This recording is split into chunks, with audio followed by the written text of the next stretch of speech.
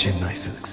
Tesla, SpaceX, த boring company, Neuralink, X ஆகிய நிறுவனங்களின் தலைவராக இருக்கும் எலான் மஸ்க் கூகுள் மற்றும் ஓபன் ஏஐ போன்ற முன்னணி ஏஐ நிறுவனங்களுக்கு போட்டியாக XAI என்ற செயற்கை நுண்ணறிவு ஸ்டார்ட் அப் நிறுவனத்தை $2 பில்லியன் முதலீட்டில் கையகப்படுத்தியுள்ளார்.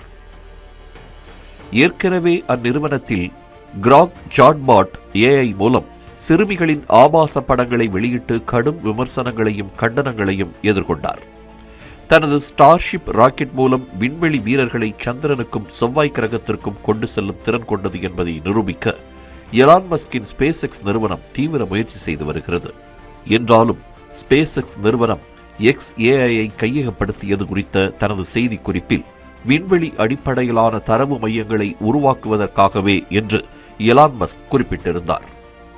செயற்கை நுண்ணறிவில் தற்போதைய முன்னேற்றங்கள் பெரிய தரைவழி தரவு மையங்களை சார்ந்துள்ளன என்றும் அதற்கு அதிக அளவு மின்சாரம் மற்றும் குளிரூட்டும் வசதிகள் தேவைப்படுகின்றன என்றும் குறிப்பிட்டிருக்கும் எலான் மஸ்க் சுற்றுச்சூழலுக்கும் மக்களுக்கும் பாதிப்பு இல்லாமல் ஏஐக்கான உலகளாவிய மின்சார தேவையை தரைவழி தீர்வுகளால் குறுகிய காலத்தில் கூட பூர்த்தி செய்ய முடியாது என்று உறுதிபட தெரிவித்திருந்தார். ஏஐ செயல்பாட்டுக்கு மிகவும் செலவு குறைந்த இடம் பூமி அல்ல, விண்வெளி பாதையே என்று அழுத்தமாக கூறிய எலான் மஸ்க் ஸ்பேஸ்எக்ஸ் மற்றும் XAI நிறுவனங்கள் விண்வெளியில் சூரிய சக்தியால் இயங்கும் 1 மில்லியன் செயற்கைக்கோள் தரவு மையங்களின் வலை அமைப்பை உருவாக்க திட்டமிட்டுள்ளன என்று அறிவித்தார்.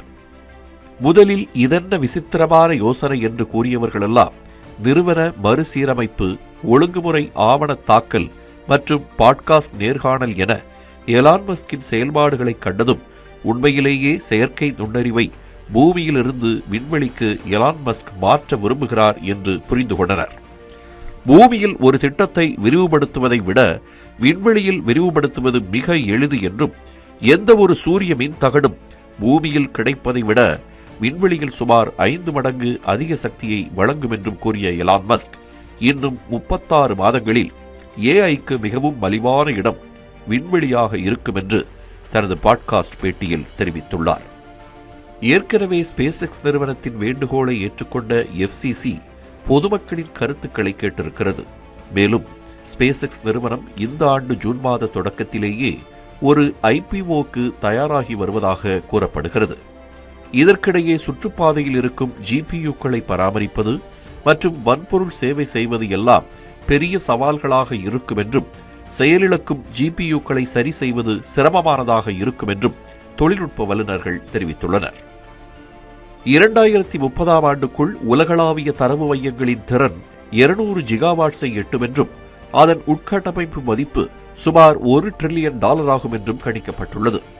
அடுத்த தலைமுறை AI கிளவுடில் இருக்காது, உண்மையில் அதற்கும் மேலே வானத்தில் சுற்றுப்பாதையில் இருக்கும்.